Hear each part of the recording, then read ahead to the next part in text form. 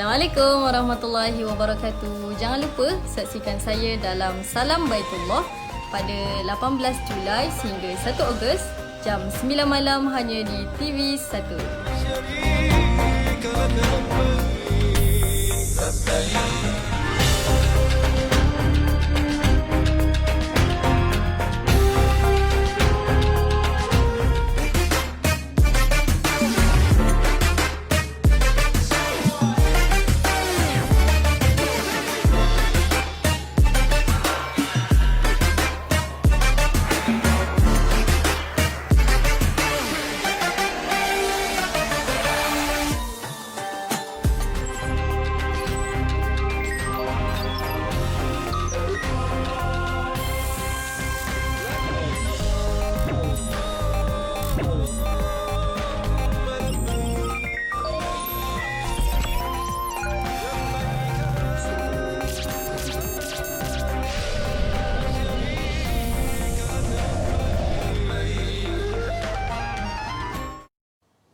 Assalamualaikum warahmatullahi wabarakatuh. Alhamdulillahi wa kafa.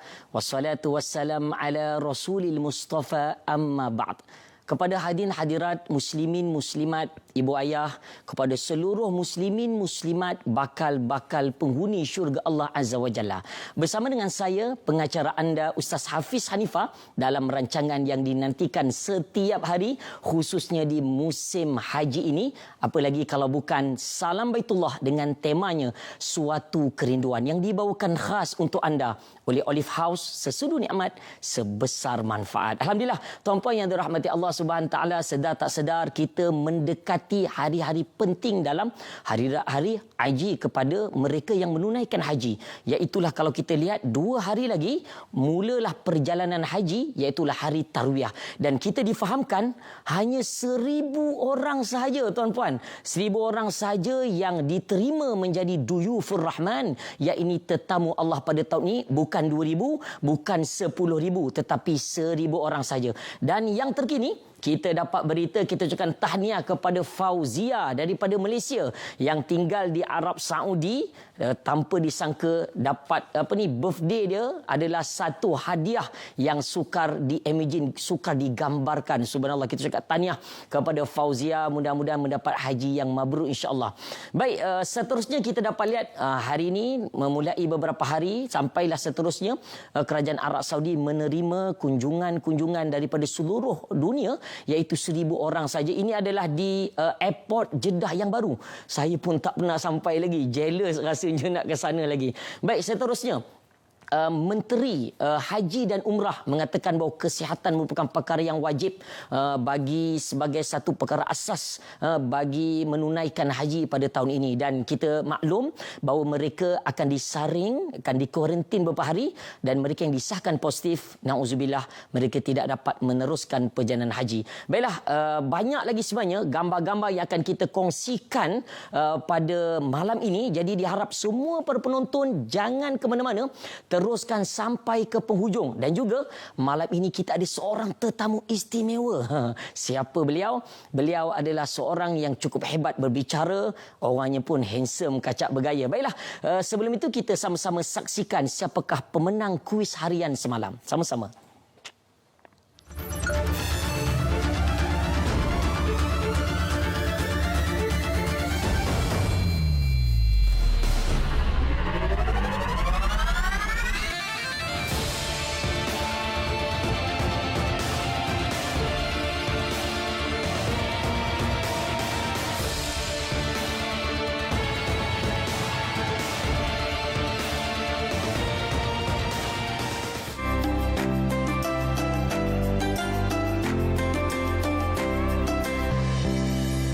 Rahasia madu, itu tajuk bicara kita kali ini. Allah menyatakan dengan jelas dalam Al-Quranul Karim, surah An-Nahl ayat 68 hingga 69, muka surat 274. Mafhum bicara Allah Subhanahu Wa Taala tersebut ialah, dan Tuhan kamu telah mewahyukan, memberi ilham kepada lebah, hendaklah kamu berumah. Yang pertama, pilihlah gunung galang dahulu. Kedua, kalau tak ada gunung ganang, kamu pilihlah pokok kayu. Dan yang ketiga, kamu pilihlah rumah-rumah sarang yang dibina, disediakan oleh manusia untuk kamu. kemudian makanlah olehmu segala jenis flora. Tempuhilah jalan yang Tuhan kamu sediakan untukmu dengan begitu mudah. Ini poin paling pentingnya. Terbitlah daripada perut lebah itu sendiri syarabun mukhtalifun alwanuhu fihi shifa'un linnas. Minuman yang pelbagai jenis warna, dari minuman tersebut menjadi syifa, penyembuh yang merawat manusia.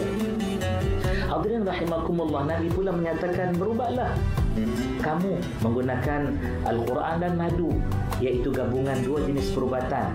Perubatan secara fizikal, madu itu sendiri, dan menggunakan Al-Quran secara rohaninya. Apa ada dalam madu yang sangat-sangat kita perlukan? Di dalamnya ada pelbagai jenis nutrisi yang sangat berharga untuk manusia. Apa? Kita ada vitamin A, vitamin B, vitamin C, ada kalium dan pelbagai mineral yang sangat berharga untuk manusia itu sendiri. Bagaimana cara mengamalkannya?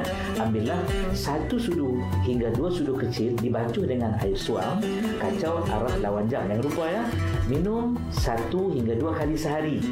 InsyaAllah, gabungkan dengan membaca basmalah dan salawat agar ianya bertambah barakah. InsyaAllah, jangan lupa, anda akan terus afiat bila mengamalkan sunnah Nabi SAW. Sekian, wassalamualaikum warahmatullahi wabarakatuh.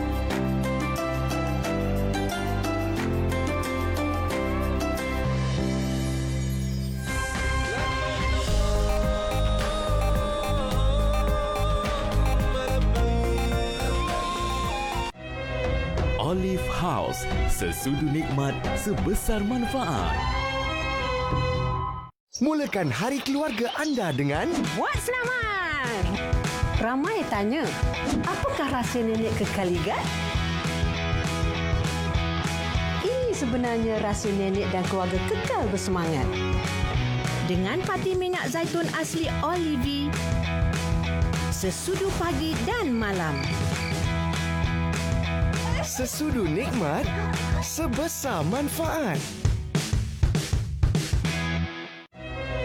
Olive House, sesudu nikmat sebesar manfaat.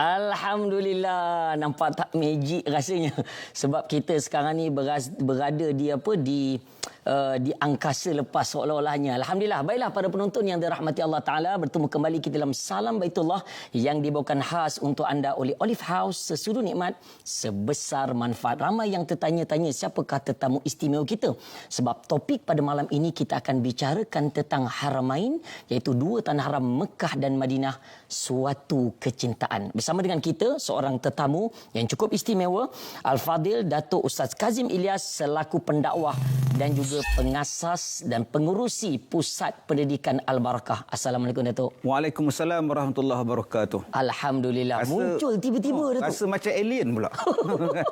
Kejap ada, kejap tak ada. Itulah dia. Diorang RTM macam itulah. Dia seolah-olah kita berada di angkasa lepas. Jangan dia orang hilangkan saya sudah. Itu penat juga kita nanti. Bila Datuk, kita ucap terima kasih banyak. Sama-sama. Datuk walaupun dalam kesibukan dapat bersama dengan kita. Sudah pasti rakyat Malaysia merindukan kata-kata bait dan juga mutiara-mutiara ilmu daripada Datuk. Ya. Mudah-mudahan dapat. Ya ke dia orang rindu? Rindu ya. Itu Datuk sampai malam ni. Alhamdulillah. Alhamdulillah. Baik Datuk, kalau kita lihat tadi ada seorang jemaah Malaysia wanita. Ya. Diterima, dipanggil Alhamdulillah. dan akan masuk, dan saya difahamkan sudah masuk ke tanah haram. Ya. Betapa hebatnya tanah haram ni, sehinggakan Allah sebut dalam Quran, A'udzubillahi minasyaitonirrajim, inna awwala baitin wudi'a lin-nasi lalladzi bi Bakkah mubarakan wa hudan lil alamin. Masjid pertama Bakkah. Bakkah ni kalau ikut, yalah kalau ikutnya menangis Datuk. Kita kalau sampai kat Mekah tu rasa macam balik kampung Datuk, kita rasa. Apa hebatnya tanah haram Mekah Madinah dia Datuk? Fadal Datuk. Baik. Assalamualaikum warahmatullahi wabarakatuh. Bismillahirrahmanirrahim. Alhamdulillahirabbil alamin wassalatu wassalamu ala Rasulillah wa ala alihi wa ashabihi ajma'in. Terima kasih kepada Ustaz Hafiz. Tuan-tuan yang dirahmati Allah, ayat yang dibacakan tadi ialah daripada surah Ali Imran pada ayat yang ke-96.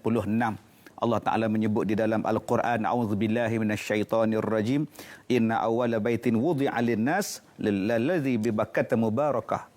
wa hudal lil alamin. Sesungguhnya rumah yang mula-mula dibina, dibangunkan untuk tempat beribadah ialah Baitullah yang terletak di Mekah ataupun Mekah yang diberkati dan menjadi petunjuk kepada semua manusia. Ustaz Hafiz, kita lihat dalam ayat ini Allah Ta'ala sebut rumah yang dibangunkan untuk buat ibadah yang pertama dalam dunia ialah di Mekah. Ataupun di Mekah kita sebut sebagai Kaabah pun boleh, Masjidil Haram di situ pun boleh. Cuma kita fokuskan kepada Kaabah itu. Dan di sini dalam ayat surah Ali Imran ayat yang ke-96 ni Allah Ta'ala sebut di Bakkah, di Bakkah. Yang kita semua faham, Bakkah itu berasal daripada perkataan yang bahasa Melayu kita ialah menangis. Ya. Sebab apa? Sebab sangat selalu orang bila tengok saja Kaabah tu menangis. Allah. Tak ada orang bila tengok Kaabah tu gelak. Tak ada. Tak ada, betul. Itu maknanya tu mungkin tak makan ubat ke apa benda, tak tahulah. Allahu Akbar. Bila pertama kali menjejakkan kaki, orang ni akan menangis je. Betul. Bila dia masuk dalam bah, orang mutawif tu beritahu kita akan masuk kawasan haram, tanah haram. Hati dah lain dah. Betul. Apatah lagi daripada jauh nampak tu, lagi lain. Daripada hotel nak masuk bergerak masuk ke Masjidil Haram tu, nak turun tangga tu kadang-kadang tak terpijak tangga tu. Tu nampak Kaabah saja. Allahu Akbar. Dan dia akan timbul satu saat yang dikatakan akan menangis. Allah. Ini yang jarang tempat lain yang kalau kita pergi menangis. Jarang, tuan. Betul. Kita pergi pejabat kita, setiap kali aku pergi pejabat, aku menangis. Jarang. Tak ada. Kalau kita pergi tempat melancong ke apa, jarang. Tapi untuk Mekah ini bukan tempat melancong. Allah. Dia adalah satu tempat ibadah. Mulianya tuan-tuan Kaabah ni, mulianya Baitullah, mulianya Mekah ini yang pastinya ianya adalah yang disebut oleh Allah di dalam Al-Quranul Karim. Berapa banyak ayat tentang Mekah saja. Berapa banyak nama tentang Mekah saja. Nama Mekah saja tu pun banyak dah. Mekahnya, Bakkahnya, Ummul Quranya, negeri yang baiknya, semuanya ada. Negeri yang amannya. Dan apa yang kita baca dalam Quran itu, kita boleh nampak, kita boleh tengok dan kita boleh ziarah tempat itu. Sebab itu bila kita sebut tentang Mekah, bila kita sebut tentang haji, umrah dan sebagainya, satu benda yang besar. Bila kita baca saja Al-Quran, apa yang Quran sebut itu ada di dalam dia dan kita boleh ziarah dia dan kita boleh tengok dia. Sampai Allah sumpah kan? Allah sumpah di dalam Al-Quran, wa hadzal baladil amin. Ini adalah sebuah negeri yang aman sejahtera. Wa man dakhalahu kana amina. Siapa yang masuk dalam negeri ini Allah Taala kata aman dia. Subhanallah. Dan negeri itulah yang berada dekat dengan hati kita. Berada dekat dengan hati kita. Sebab tu bila kita tengok hari ini cuma 1,000 orang saja yang Allahu Akbar tu. tak tahu. Ni Datuk, ini gambar terkini tu. Ya, gambar yang tengah dia bersihkan bayangkan sanitasi. kalau kita dah kursus Ustaz Hafiz untuk buat haji, surat tawaran pun dah dapat, tiba-tiba tak dapat pergi.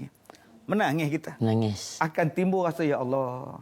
Ya Allah, inilah satu benda tuan-tuan. Allah. Satu benda yang akan sampai kepada kita.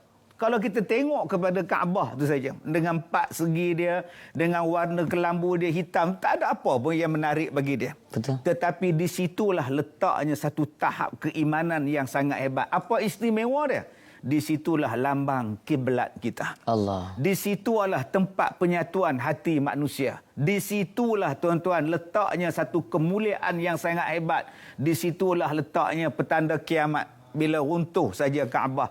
Pada Kaabah itulah terdapat batu yang sangat mulia, nama dia Hajarul Aswad. Pada situlah ada rukun umrahnya, hajinya di situ dengan tawafnya. Dan pada situlah tuan-tuan letaknya kemuliaan yang sangat hebat Nabi Muhammad daripada Masjidil Haram pergi ke Masjid Al-Aqsa di dalam peristiwa Isra' dan Mi'raj. Letaknya di situ. Berapa banyak ayat-ayat Al-Quran yang diturunkan di Mekah, yang dipanggil sebagai ayat-ayat Makkiyah, yang diturunkan di sini tuan-tuan. Allah.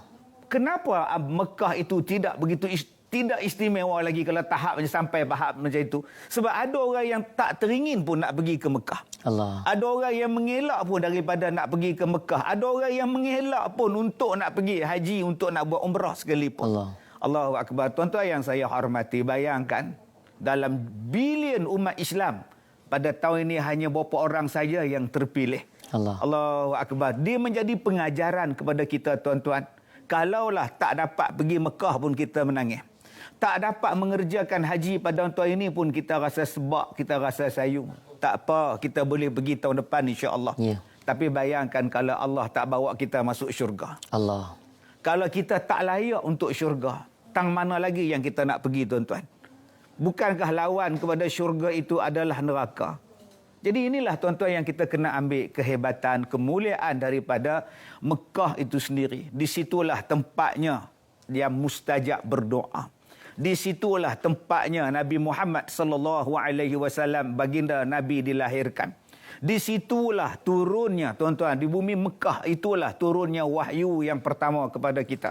Di situlah sampai pada satu tahap ianya dipanggil sebagai tanah haram. Ya. Tanah haram ni bukannya haram dosa pula, Ustaz Afiq. Nak ke mana? Kak Leha nak ke Mekah, tanah haram. Oh, dah haram, buat apa pergi, kata dia. Haram di sini ada kemuliaan dia, bukannya haram tu haram macam kita faham Kak Nak. Oi, haram di sini letaknya kemuliaan. Jangan gatal-gatal duk cabut pokok-pokok ke rumput rampai, jangan saja. Jangan berbunuh-bunuh di sana. Jangan duk berperang tak tentu hala di sana. Jangan duk bunuh binatang, pemburuan dan sebagainya. Jangan bergaduh, jangan maki, jangan apa pun. Sampai tahap begitu Allah jaga bumi Mekah ni, tuan-tuan. Sampai tahap begitu sekali kemuliaan dia. Subhanallah. Dan di antara kehebatan yang terdapat di bumi Mekah tu, tuan-tuan, yang semua orang tahu, Telaga Zam-Zam, Ustaz. Allahu Akbar. Tapi kadang-kadang kita mulianya Zam-Zam tu kita buat lawak pula. Zam-Zam ala Kazam. Kan? Aduh. Nasib baik Kazam. Kalau Kazim, Zam-Zam ala Kazim. Puara jadi dia. Janganlah kita buat kalimah-kalimah yang mulia, tempat yang mulia, kita buat macam itu, tukarlah benda lain. Banyak lagi. Kadang-kadang kita buat lawak pada tempat-tempat yang baik, kepada kalimah-kalimah yang baik. Misalnya talbiyah tu kalimah yang baik. Labbaik Allahumma labbaik, labbaik la syarika lak labbaik. Tapi ada orang yang buat lawak, Ustaz. Labbaik Allahumma labbaik, labbaik la syarika lak labbaik, kala jahat. Allahu Akbar. Dia main-main, tuan-tuan. Dia main-main. Di sini yang kita lihat, tak ada kecintaan. Betul. Sepatutnya bila kita sebut tentang sesuatu yang di Mekah dan sebagainya, tunjukkan kegembiraan, tunjukkan kecintaan, tunjukkan keseronokan. Walaupun dia cuma air Zam-Zam saja. Sebab ada orang yang tak ambil kisah pun tentang air Zam-Zam. Allahu Akbar. Ya, satu benda yang Allah Ta'ala bagi sejak daripada zaman Nabi Ibrahim, zaman Nabi Ismail, yang tak kering-kering air dia. Dan mencukupi untuk bilion manusia yang telah minum air ini. Tak habis-habis. Tak habis-habis, dengan kadar yang sangat hebat, dengan kandungan dia yang sangat berzat, yang menjadikan kenyang bagi orang yang berbuka puasa apabila dia minum air Zam-Zam saja. Yang menjadi ubat mengikut niat apa yang dia minum itu untuk sakit dia. Allah. Niat itu menyembuhkan, Zam-Zam itu menyembuhkan dengan izin daripada Allah Subhanahu wa taala. Inilah Ustaz Hafiz, kemuliaan-kemuliaan yang tak terdapat di tempat lain. Allah. Tapi itu kenapa kita tak rindu kepada Haramain. Allahu Akbar. Datuk, terkasima saya, Datuk. Ya. Saya pun sampai lupa apa nak tanya dah. Tak Sebab tanya tengok gambar Datuk cakap banyak. Allah, memang rindu, Datuk. Allah. Cinta. Banyak lagi kita nak. Saya tertarik tadi Datuk sebut tentang adab-adab. Ya. Tentang tak boleh nak cabut pokok, nak memburu binatang. Ada hukum hakam yang kita kena jaga di tanah haram, berbeza dengan tanah halal. Tapi kepada para penonton, jangan ke mana-mana. Akak-akak, makda, pakda kat luar sana sambil bancuh teh tu, cepat-cepat tunggu depan televisyen sebab kita nak sama-sama saksikan Ibrah Haji bersama dengan Al-Fadil Ustaz Hariri.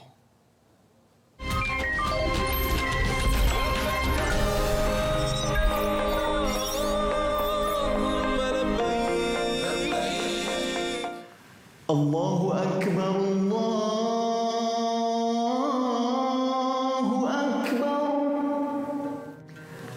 Assalamualaikum warahmatullahi wabarakatuh. Setiap kali kita mendengar laungan azan, tapi tidak sama perasaannya ketika mana kita mendengar laungan azan daripada corong pembesar Masjidil Haram. Walaupun kita berada di Malaysia dan suara itu datang daripada kaca TV kita, tetapi perasaan itu tetap menyentuh jiwa kita. Itulah kalimah-kalimah baik yang membesarkan Allah Subhanahu wa taala yang dipersembahkan dalam alunan tarannum azan di Masjidil Haram.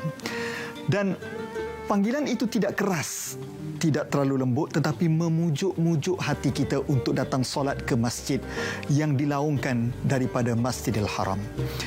Para penonton sekalian, Masjidil Haram mempunyai beberapa bilal, hampir 20 orang bilal. Namun, yang kita kenal dan masyhur ialah Syekh Ali Mullah ataupun nama penuhnya Syekh Ali Ahmad Mullah.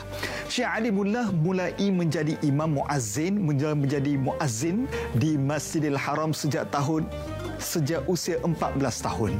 Dan hingga kini beliau telah berkhidmat lebih daripada 40 tahun. Syekh Ali Ahmad Mullah secara rasmi menjadi muazzin di Masjidil Haram pada tahun 1975. Apa kata saudara? Kita dengarkan sebentar alunan azan.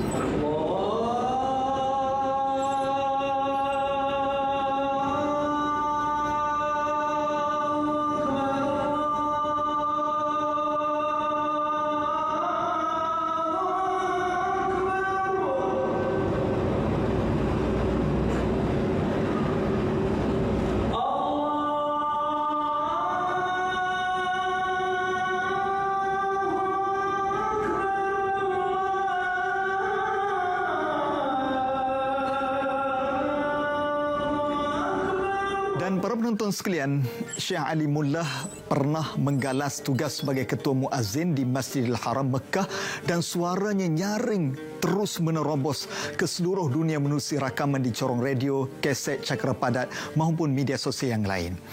Dan bakat Syekh Ali Mullah mula terpengaruh daripada keluarganya sendiri kerana bapa saudaranya iaitu pakciknya Hafiz Khaja dan juga Abdul Rahman Mullah dan datuknya Ahmad Mullah sendiri pernah menggalas tanggungjawab sebagai Bilal di masjid berkenaan. Suara emas Bilal berusia 74 tahun ini juga pernah bergema di Malaysia dan pada 21 Ogos 2015 suara itu telah mengalunkan azan di negara kita, di negara Malaysia. Dan ketika beliau mengalunkan azan solat Jumaat di Masjidil Haram di Masjid Negara Kuala Lumpur pada saat itu, ini bukanlah kali pertama vokal hebat ini berkumandang di Malaysia.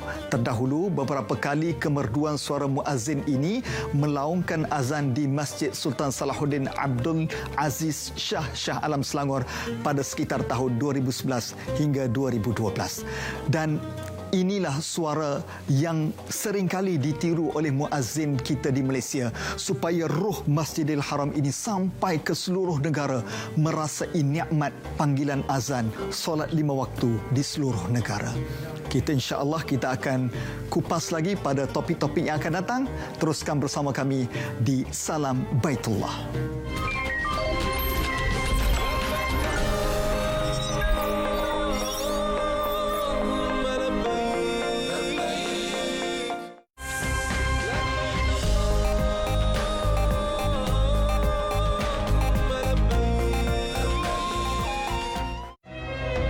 Olive House, sesudu nikmat sebesar manfaat. Mulakan hari keluarga anda dengan Buat selamat! Ramai tanya, apakah rahsia nenek kekal ligat? Ini sebenarnya rahsia nenek dan keluarga kekal bersemangat. Dengan pati minyak zaitun asli Olive, sesudu pagi dan malam. sesudu nikmat sebesar manfaat. Olive House, sesudu nikmat sebesar manfaat.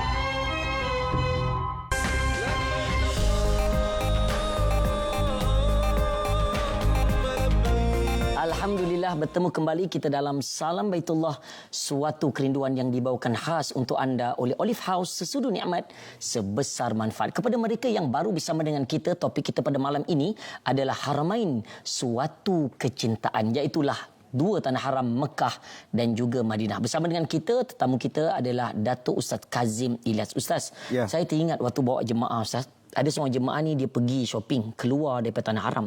Habis dia nak balik, tahan taksi. Taksi dia tanya apa? Haram? Haram? Dia terkejut. Haram? Dia kata, aku bukan anak haram. Aku bukan anak haram. Dia telefon saya, Ustaz, semua driver taksi kata aku anak haram.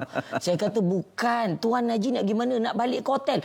Oh, tu mana dia nak pergi tanah haram. Ramai orang Melayu kita salah faham. Ya. Kita sekarang ni, Datuk, kita berada di tanah halal. Ada beza, Datuk. Tanah halal dan tanah haram. Ada adab-adab yang Datuk cerita tadi. Dan maksud haram tu sendiri berbeza. Seperti yang kita faham, haram tu. Bukan anak haram. Silakan, Datuk. Jadi kalau kita tengok di Madinah pun tanah haram juga. Betul. Nabi sebut di antara Airin wa Thaurin. Ya. Dua gunung, dua lembah daripada Air dan Thaur. Itu jumlah dia ataupun had yang dikatakan sebagai tanah haramnya. Ya. Kalau di Mekah tu sekitar 540 km persegi itu adalah dikatakan sebagai tanah haram untuk di Mekah itu. Jadi ada tempat dia, bukannya semua tempat itu adalah tanah haram. Kadang-kadang dia ada tanah halal. Betul. Bila sampai satu tempat border dia misalnya, itu adalah dah tanah halal, yang ini tanah haram. Jadi keadaan tu, penghormatan keadaan tu berbeza. Ya. Bila sebut tanah halal, berbeza sangat dengan tanah haram. Sebab itu bila kita pergi ke Madinah misalnya, bukan boleh sewenang-wenangnya kita nak buat. Di antara benda yang kita tak boleh buat di tanah haram, sama ada Mekah ataupun Madinah, mengurangkan tanah, mengurangkan batu di sana. Maksudnya jangan dia buat balik. Dia buat balik pula, dia kata ni buat balik cantik. Ni dia kata dia, sudah dia buat batu cincin pula tak. Itu dah mengurangkan tanah tadi. Tetapi ada orang kata pula, oi Ustaz, batu tak boleh buat balik, debu tak boleh buat balik, tanah tak boleh buat balik, air zam-zam boleh pula. Macam mana tu? Air zam-zam bukan termasuk di dalam tanahnya itu. Ya. Dia air. Dia bukan mengurangkan kapasiti tanah dan sebagainya. Itu kita kena ingat betul, membawa air zam-zam tu tak jadi satu kesalahan, bawa lah. Ya. Kan? Yang keduanya kita lihat di tanah haram ini, kemuliaan itu ada. Ya. Bukan boleh duk mencarut, duk maki, duk bergaduh, tak tentu hala. Betul. Sebab itu bila sebut saja di Madinah misalnya, bila bertekak saja, sallu ala Nabi, diam tu. Selawat pada selawat ke atas Nabi SAW. Cuba kita buat di Malaysia ni. Selawat atas Nabi. Lagi dia selawat kita pula. Baginya. Jadi kita lihat kemuliaan tu. Tetapi kita lihat sekarang ni kita takut. Ada orang yang tak dapat membezakan lagi. Ya. Tanah halal dengan tanah haram. Ada orang yang menganggap Mekah dan Madinah tu tak ada apa-apa dah. Ya, dengan pakaian yang tak sesuai dengan dia. Dengan pakaian yang menjolok mata. Dengan fashion yang menjolok mata. Seolah-olah dia tidak lagi menghargai, tidak lagi menilai bahawa ini adalah tanah haram. Tanah haram. Jadi kita tak boleh menjadikan tanah haram itu macam kampung kita, macam tempat kita. Kok suka kita saja, tuan-tuan. Dia ada pantang larang dia bila sebut tanah haram. Kita ada tawaf wida. Dia nak balik dan sebagainya. Bukan boleh balik gitu saja. Tawaf pun tawaf kudum. Tawaf kudum, selamat datang itu. Cuma kita kadang-kadang bila pergi ke sana, kita tak tahu apa dia itu yang dikatakan tanah haram dan apa yang dikatakan pantang larang apabila kita berada di sana. Bila kita tidak ada ilmu, bila pergi ke sana, orang pergi Mekah, kita pergi Mekah. Orang buat umrah, kita buat umrah. Orang dapat pergi haji, kita pun ikut. Tapi kita tak faham. Ya, banyak melakukan perkara-perkara bid'ah di sana. Saya jumpa pada satu masa, Ustaz. Ya. Dia orang kerja tu yang Bangladesh yang duk sapu sampah tu. Dia orang kerja? Ada kerjanya. Sapu sampah dia kerjanya. Okey. Larilah mak Bangla tu. Kan? Kenapa dia kerja? Kena kerja. Rupanya dia orang nak ambil penyapu tu. Penyapu tu kata dia ada baik sebab duk ada sapu. barakahnya. Ada barakahnya sebab duk sapu Masjidil Haram. Akbar. Aduh, tak pening Bangla apa pula dia kerjanya aku ni. Jadi janganlah buat benda yang pelik-pelik macam itu, akak oi. Ya, kita duduk di tanah haram ini, doanya mustajab. Cakaplah benda yang baik-baik. Betul. Kadang-kadang kita tak faham, duduk di situ kita cakap kok suka kita je. Ya. Cubalah bercakap benda yang baik, berniat benda yang baik. Cubalah kita jadikan kemuliaan di situ betul kemuliaan. Sebab ada orang yang pergi ke masjid, yang pergi ke Masjidil Haram, dia tak baca Quran, dia duk menyembang, dia duk main handphone, Di Malaysia pun dia duk main handphone, main game, main music sana, buat swipe sini, swipe. Depan Kaabah pun dia swipe. Duduk di rumah Allah, Baitullahil Haram tu pun masih dia tak reti dia duduk di mana sekarang. Allahu Akbar. Jadi yang ni yang merugikan kita. Tah bila lagi nak dapat pergi, kita tak tahu. Macam tahun ni kita tak boleh pergi. Pasport ada saja tapi tak boleh pergi nak buat apa. Dulu yang akak pergi hari tu, akak WhatsApp. Ada yang main selfie waktu tawaf. Sedang selfie semua. Aduh, ini bukan dekat supermarket kau. Di situlah yang kadang-kadang kita tidak menjadikan Haramain ini satu kecintaan kepada kita. Ada orang yang duduk di Madinah tu, bila dia nak pergi ke Mekah ataupun dia nak balik ke tanah air, ada yang tak ziarah pun makam Rasulullah. Allahu Akbar. Bukanlah wajib nak ziarah kan. Tapi di manakah letaknya kecintaan kita kepada Nabi Muhammad sallallahu alaihi wasallam. Datuk, kalau kita lihat di bumi Arafah sendiri, ada satu masjid namanya Masjid Namirah.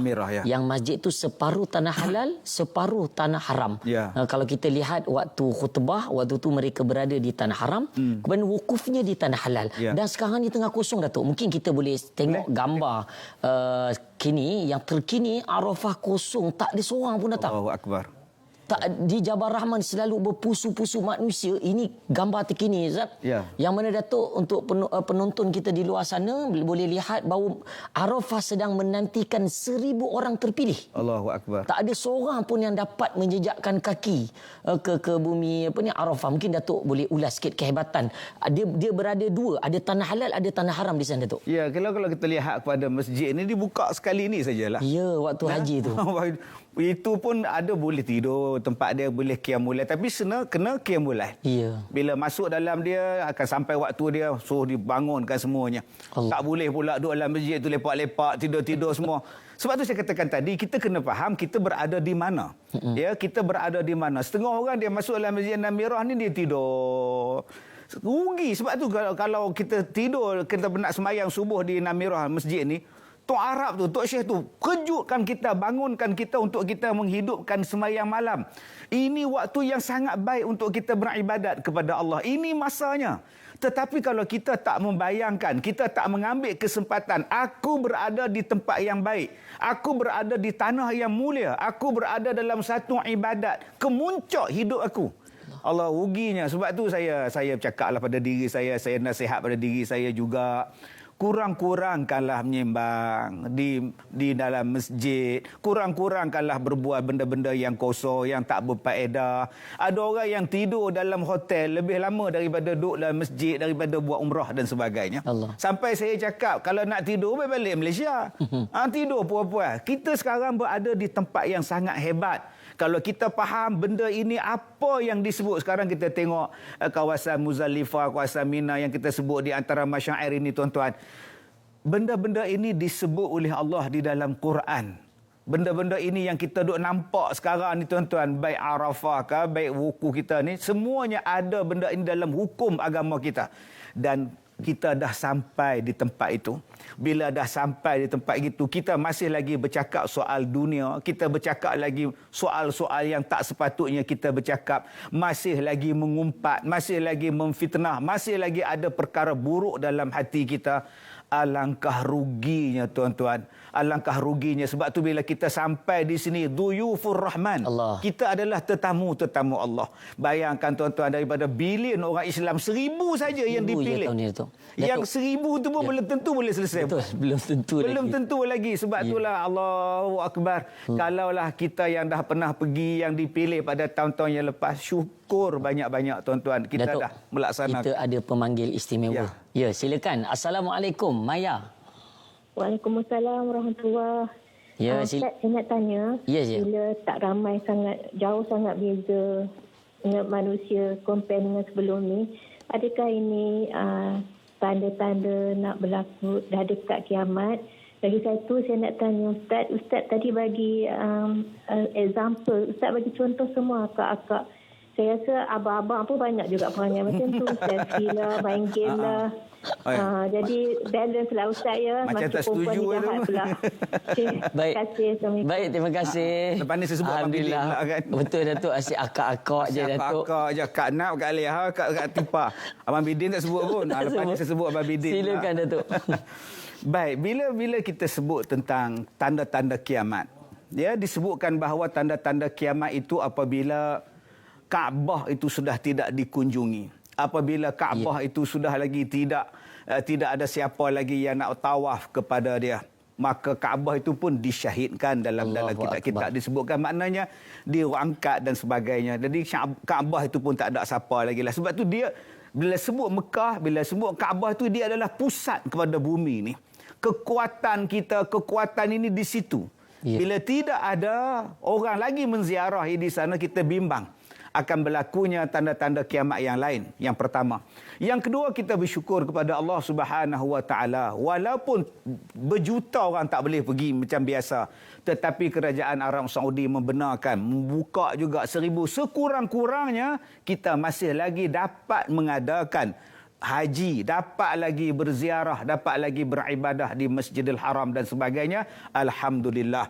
Dan yang ketiganya, tuan-tuan yang dirahmati, yang diberkati oleh Allah, bila kita sebut dengan tanda-tanda kiamat, ya, tanda-tanda kiamat tu cukup banyak, cukup besar, dan ada yang tanda kiamat kecil, ada tanda-tanda kiamat yang besar dan sebagainya. InsyaAllah kita sentuh lagi bab lain ni. Baik Datuk, terima kasih banyak Datuk. Baiklah, kepada ibu ayah di luar sana, pada Pakcik Mail, kepada Haji semua, kepada abang-abang kat luar sana, jangan banyak sibuk sangat main PUBG, Mobile Legend.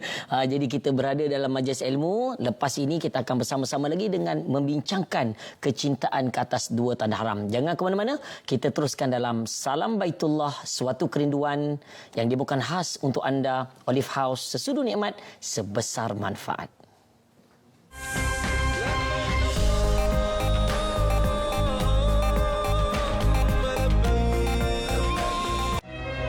Olive House, sesudu nikmat sebesar manfaat.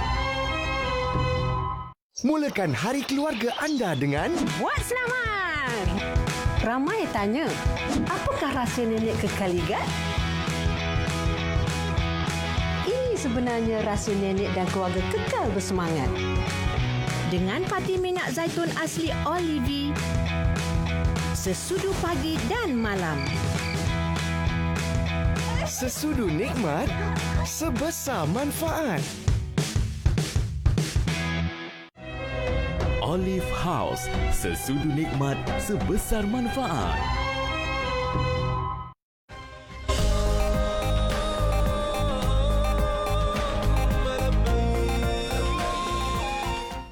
Alhamdulillah, bertemu kembali kita dalam Salam Baitullah, suatu kerinduan yang dibawakan khas untuk anda oleh Olive House, sesudu nikmat sebesar manfaat. Kepada mereka yang baru bersama dengan kita, topik kita adalah Haramain, suatu kerinduan, suatu kecintaan. Bersama dengan kita kini adalah Haji Izham bagi segmen Khabar Tanah Suci. Assalamualaikum Haji. Waalaikumsalam warahmatullahi wabarakatuh. Haji, apa khabar? Sihat? Alhamdulillah. Bila saya difahamkan Haji merupakan wartawan Haji RTM bagi tahun 2011, 2012, 2013. 3 tahun berturut-turut. Pastinya banyak pengalaman dan saya difahamkan pengalaman cukup indah di perkuburan Baqi'. Silakan Haji. Okey Ustaz, terima kasih banyak. Assalamualaikum warahmatullahi wabarakatuh. 2011, 2012 dan juga 2013 alhamdulillah saya diberi peluang untuk bertugas di Tanah Suci, dan langkah pertama ataupun tugasan pertama saya apabila diminta oleh penerbit 2010, bila sampai di Madinah, pastikan anda mendapat visual dan buat liputan berkaitan dengan perkuburan dan juga pengkebumian Baqi' di Madinah. Jadi cabaran itu saya sahut, dan alhamdulillah dengan berkat rakan-rakan, kru-kru Salam Baitullah pada masa itu, Haji Fadil Jalil, kita ada wartawan Noh Yusof, kita ada juru kamera Nordin dan juga Ustaz Rahimi Ibrahim. Jadi sama-sama kita ke Madinah dan mendapatkan visual-visual berkaitan dengan perkuburan baqi' ini.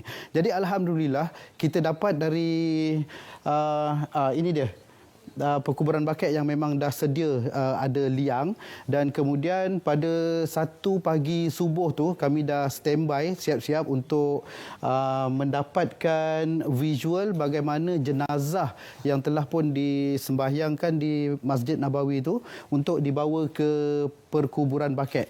Kami ambil pada waktu subuh sebab pada waktu itu memang ramai dan juga kebanyakannya jenazah ini akan diusung terus sampai ke baqi', dan alhamdulillah kami dapat merakamkan visual-visual yang di perkuburan baqi' itu dari mula diusung sehinggalah sampai ke liang lahat.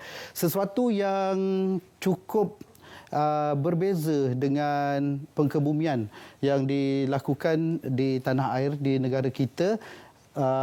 Di baqi' ini memang dia tak ada talqin, jadi terus saja dikebumikan, kemudian ditindih-tindih dengan batu, kemudian kita terus selesai begitu. Baik. Jadi ini dia perkuburan baqi', dan kita ada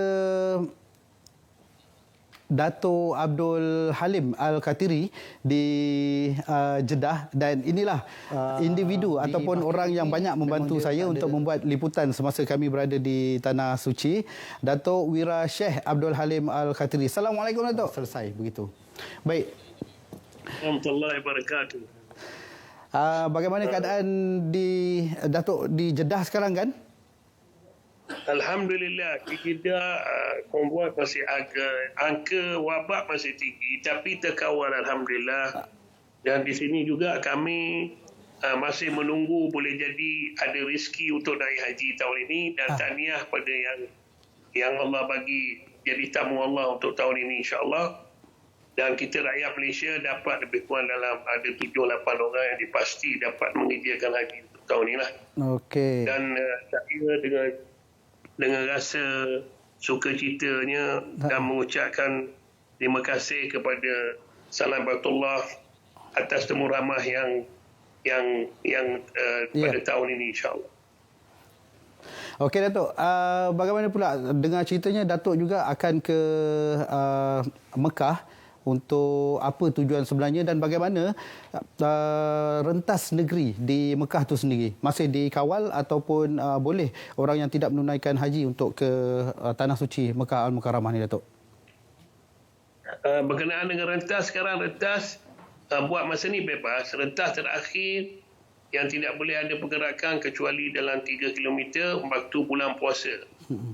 Pada bulan akhir Syawal pada Julai, rentas dibebaskan.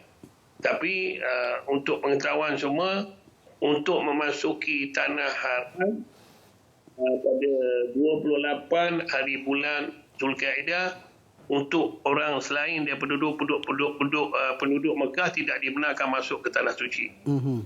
Dan untuk termasuk ke Arafah Masyair ni, Arafah Mina Muzdalifah, kawasan ni akan ditutup untuk laluan kereta kecil dan termasuk siapa saja. Tidak dibenarkan menginjak kawasan yang jadi nanti daerah Mina, daerah Arafah, daerah Muzdalifah nanti. Jadi Datuk, bagaimana dengan urusan ataupun yang selalu Datuk lakukan, urusan korban dan juga akikah di Tanah Suci yang Datuk pernah bawa saya, kita pergi sampai ke pusat penyembelihan unta dan juga biri-biri. Jadi bagaimana urusan tu Datuk untuk tahun ini? Jadi untuk bidang haji, semua bidang haji tak ada tahun ini, Cik Izzat. Bidang haji memang semua tak ada tahun ini. Cuma kita turun ke Mekah besok untuk rutin biasa. Kita akan sediakan untuk orang berbuka puasa, untuk orang miskin buka puasa pada 9 hari bulan Zulhijjah. Dan kita pun akan pergi, kalau tak boleh masuk Arafah pun, kita akan masuk ke pinggir Arafah untuk berdoa dan buka puasa. Lepas tu kita ada majlis baca Yasin di Mekah pada malam yang 9 hari bulan Zulhijjah lah. Dan kita sama berdoa lah, insyaAllah. Ya, insyaAllah Datuk. Dan Datuk mungkin boleh jelaskan mengenai keadaan semasa ataupun persiapan Kementerian Haji itu sendiri di Masyair, Arafah dan juga di Mekah itu sendiri, Datuk. Bagaimana, dan satu lagi yang kita pernah pergi penukaran kiswah Kaabah, majlis penyerahan kiswah Kaabah, ada ke tidak lagi, Datuk, untuk tahun ini? Untuk tahun ini saya belum dapat info lagi daripada pejabat kiswah Kaabah sama ada dia terus sembah ke bawah Raja Salman, sama ada dia akan buat macam biasalah. Kita masih menunggu lagi, tapi setahu saya oleh kerana keadaan tak boleh berkumpul, boleh jadi dia terus akan pasang saja kiswah Kaabah pada 9 Zulhijjah. Dan untuk maklumat, penduduk-penduduk Mekah yang puasa pada 9 Zulhijjah pun tidak dibenarkan ke Masjidil Haram. Jadi ini satu benda yang kita nak beritahu pada rakyat Malaysia, bahawa Masjidil Haram sampai sekarang ni tidak dibenarkan bersembahyang. Okey, Datuk. Terima kasih banyak atas info untuk malam ni. InsyaAllah kalau di sana selepas asar kan, Datuk. InsyaAllah kalau ada lain kesempatan nanti kita akan bersama-sama lagi. Dan sekali lagi terima kasih banyak-banyak, Datuk, kerana dapat sudi bersama-sama dengan kita. Kembali bersama Ustaz Hafiz untuk seterusnya. Silakan, Ustaz. Terima kasih diucapkan kepada Haji Izham dan juga Datuk Abdul Halim atas perkongsian tadi. Masya Allah, tabarakallah, 3 kali berturut-turut tahunnya dapat menunaikan haji menjadi Duyufur Rahman Tetamu Allah. Sungguh hebat, Ustaz. Ya, Datuk, kita nak menyambung perbincangan sebab Tanah Haram ini sepatutnya dapat menyatukan dua insan yang mungkin bergaduh. Kadang selalu orang sebut, saya pengalaman kawan-kawan Datuk tak ada anak, bila pergi buat umrah, hati dapat terpaut betul-betul, doa depan Kaabah. Tak lama lepas tu rezeki anak, Datuk. Hebatnya Tanah Haram. Tapi yang kita pelik ni, kadang-kadang suami isteri ni boleh gaduh benda kecil, Datuk. Saya pernah ada jemaah gaduh sebab nak tunggu kat tiang. Abang, nanti habis kita tunggu kat tiang ni. Dua-dua tunggu kat tiang tak jumpa. Dia kan tiang semua sama, Datuk.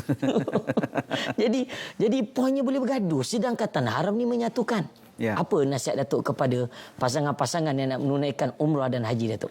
Ya, tadi saya nak sebut yang sebelum kita berhenti tadi, pemanggil akak tadi yang mengatakan adakah ini orang tak datang sembahyang, tutup Mekah, tak boleh buat haji tanda kiamat. Dan kita kena ingat bahawa ibadat haji beberapa kalilah ditangguhkan untuk pelaksanaan sebelum ini dengan kes-kes yang tertentu.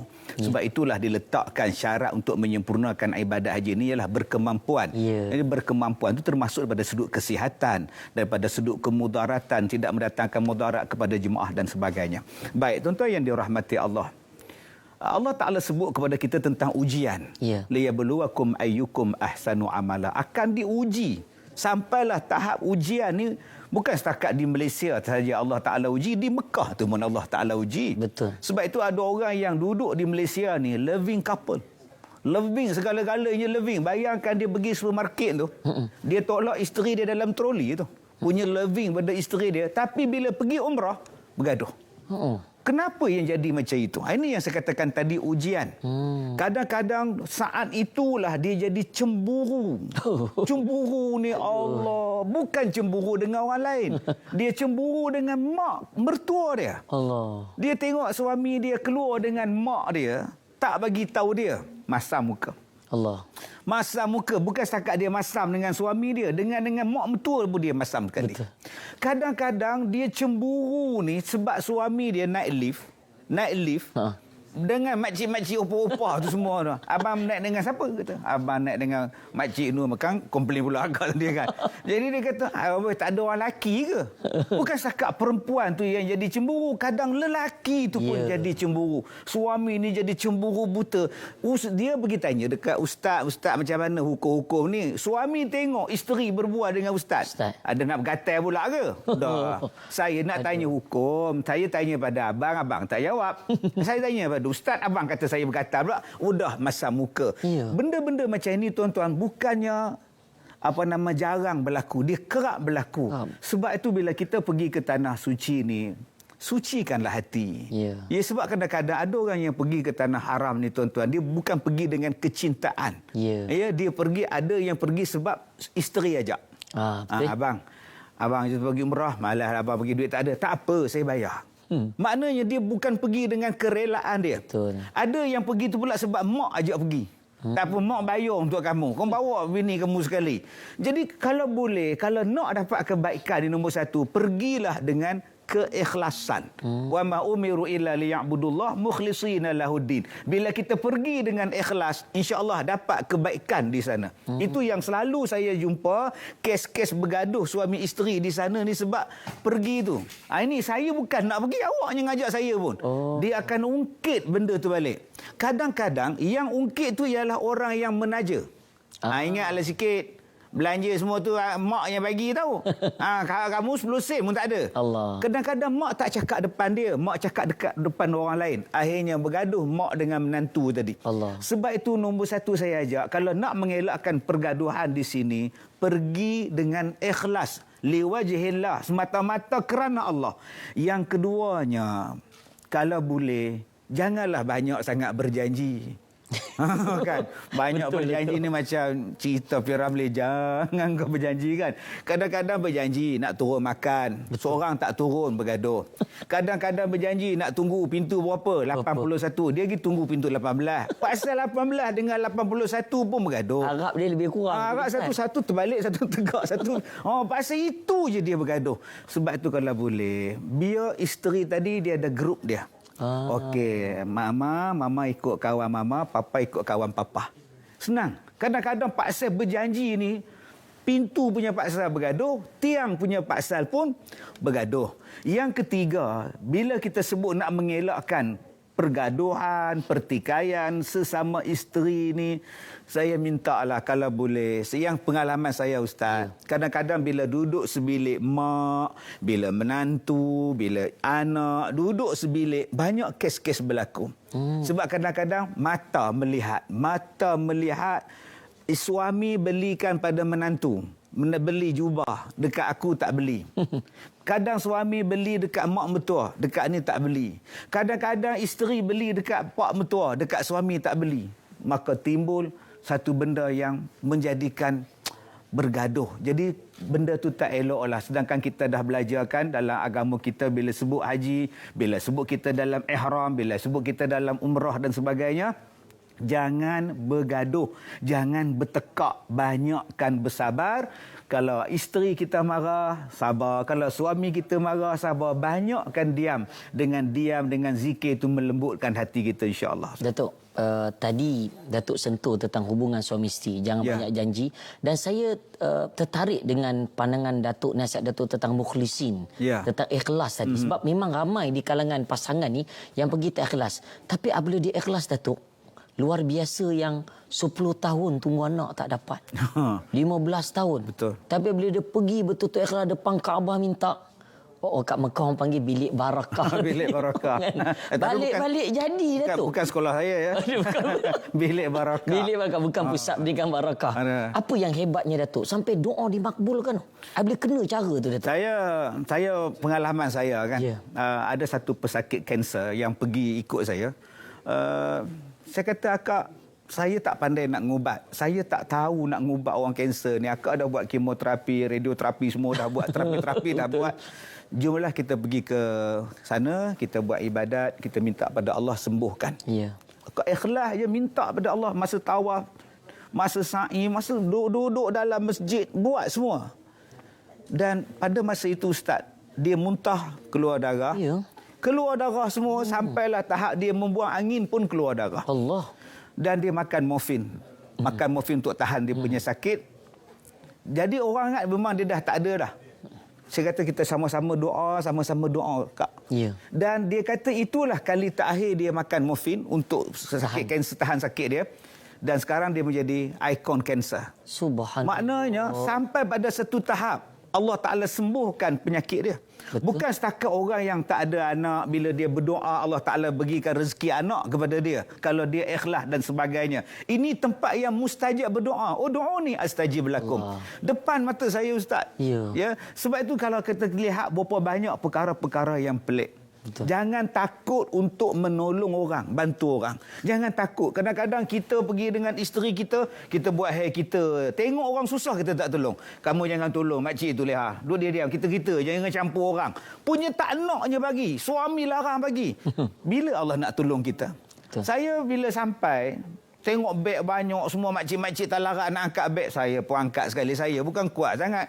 Kencing manis, kencing tawar semua ada kan. Kerja saya ngangkat sajalah. Tusun elok-elok. Naik dalam bas. Bila naik dalam bas, enjin bas tiba-tiba mati. Allah. Jonoh duk gogrek. Tu Arab tu apa pasal? Saya tanya dekat dia pun masalah ni. Dia kata mati pula enjin dia. Baru saya teringat beg sandang saya tertinggal dalam. Allah. Tertinggal dalam. Allah, saya kata, macam mana ni? Tak apa, bos, hari repair lah kamu punya bas, aku nak cari beg aku kejap. Bila saya balik, naik dalam bas, dah jumpa beg saya, enjin bas boleh hidup. Boleh. Di situlah letaknya yang saya katakan tadi. Kalau kita ikhlas di dalam nak menolong orang di sana, Allah Ta'ala akan bagi. Allahu Akbar. Sebab tu Nabi melarang kita kalau ambil duit, jumpa duit tengah jalan, jangan duk ambil duk kutip bola poket kita. Melainkan ambil untuk diserahkan pada pihak yang tertentu. Kadang-kadang kita ni tengok, oh rezeki ni, duit jatuh ni. Tu bukan rezeki kak, tu balak nak sampai tu abang. Abang Bidin lah, jangan marah kak. Saya dah sebut Abang Bidin lah tadi ni. Datuk, ya. Nampak menarik perbincangan kita. Ya. Kita nak berhenti sekejap, Datuk, sebab kita nak saksikan kuis harian pada malam ini. Sama-sama kita saksikan.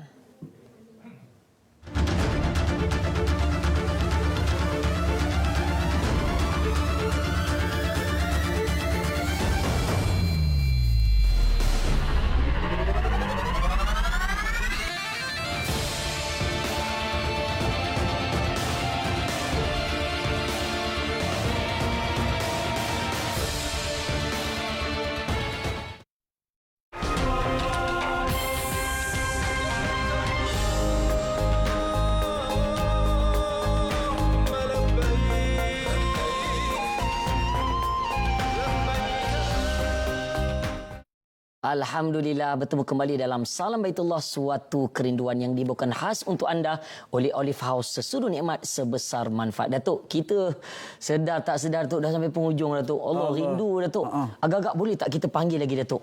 Kalau panggil saya datang. Datang agak-agak malam raya Datuk di mana agaknya? Malam raya saya tak ke mana-mana. Ya? Kita cubalah Datuk kalau ada rezeki Datuk. Kalau ada saya pakai uji Melayu lah. Diorang menantikan Datuk ni malam raya kita nak santai-santai. Datuk, kata akhir mungkin 1 minit Datuk, nasihat tentang kita punya topik Haramain, suatu kecintaan. Ya.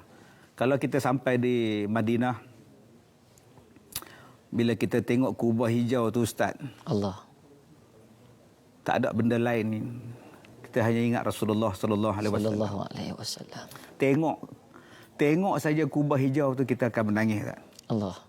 Kita nak pergi ke Raudhah, nak lalu di hadapan makam Rasulullah. Dalam bersesak-sesak tu Ustaz. Allah. Kadang kita kecil, orang lain tinggi-tinggi, kita nak tengok juga makam tu. Allah. Tetap kita nak masuk juga walaupun kita di celah-celah orang lain. Itulah kecintaan kita tak dapat nak bayang tuan-tuan.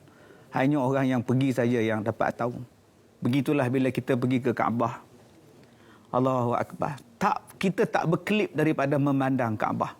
Dan air mata kita bercucuran. Ya, tak bila lagi kita akan dijemput oleh Allah ke tempat yang mulia macam ini.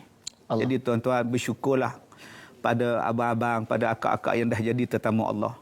Dan bagi yang belum, doa-doalah. Mudah-mudahan Allah jemput kita, insyaAllah. Amin. Terima kasih banyak Datuk di atas perkongsian kepada seluruh rakyat Malaysia. Sama-sama kita berdoa dan dengarkanlah bacaan yang dibacakan oleh qari'ah kita yang akan menceritakan tentang kehebatan bumi Makkah, iaitulah Makkah yang dapat menitiskan air mata kita di atas tanah suci. Sama-sama saya minta maaf terlanjur bicara, salah kata daripada saya. Salam Baitullah, suatu kerinduan yang dibuka khas untuk anda oleh Olive House, sesudu nikmat dan sebesar manfaat. أعوذ بالله من الشيطان الرجيم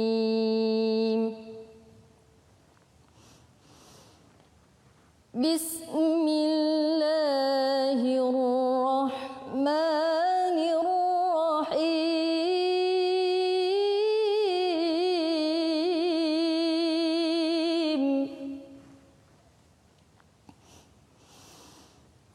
إن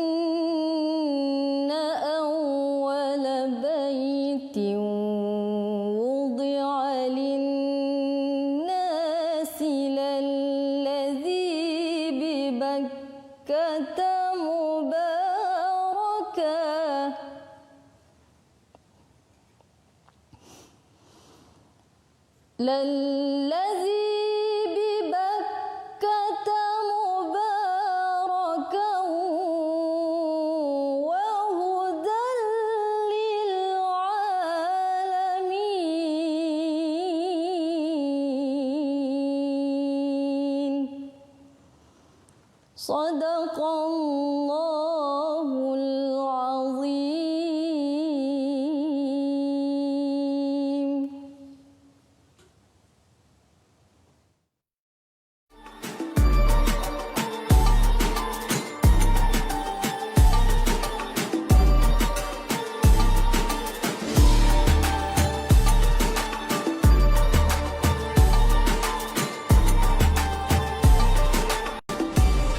Tahun ini kelainan yang akan kita bawa pada Salam Baitullah pada tahun ini, kita ada 7 segmen. Kepada Haji Nordin, adakah dikira sebagai kembangan terkini? Sedangkan kami ini jangan ke mana-mana. Yang paling unik sekali, kita ada segmen Ibrah Haji. Anatomi Kaabah. Apa itu tanah haram? Abdul Rahman As-Sudais. Bermula daripada bahagian barat. Seolah kita berada dalam kapal angkasa Star Wars ni. Ketika mengerjakan haji, mereka memulakan kerja kita akan ambil muhasabah daripada tajuk dan topik yang akan dikupaskan oleh tetamu istimewa kita. Bertaubat kepada Allah. Zaman segera semua orang berusaha ke arah itu. Sebagaimana Ibunda Siti Hajar, termasuklah perkara-perkara ini. Islam ni dia bersih daripada segala unsur syirik.